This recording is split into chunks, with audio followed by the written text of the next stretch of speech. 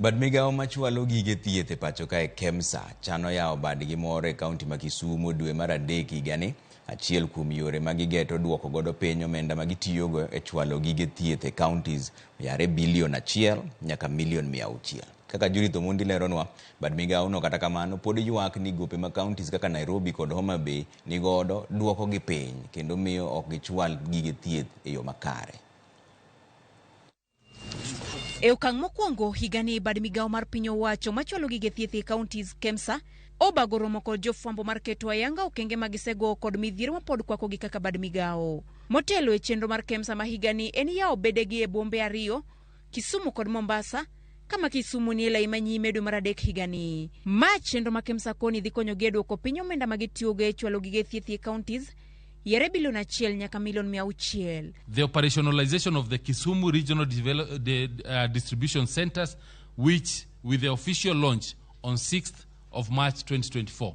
So in 2 weeks, we'll be launching Kisumu as a regional distribution center, being the first regional distribution center for KEMSA.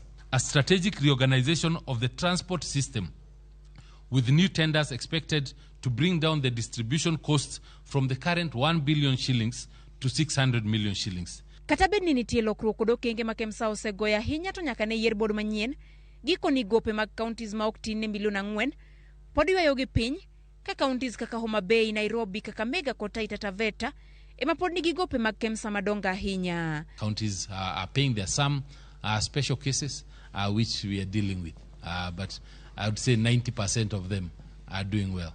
Homa Bay, Kakamega and Taita Taveta. Yeah. The others are paying. Kata kamano midhiero kaka mag mibadhi gin gik magikedogo kendo nyaka sani nitie ji ma ochungi e tich kama oriwo manen director ma ochung ne nyieo Gilbert Mamati. Revitalize the leadership of the procurement department by assigning treasury staff through secondment and conducting a comprehensive reshuffle of the existing team.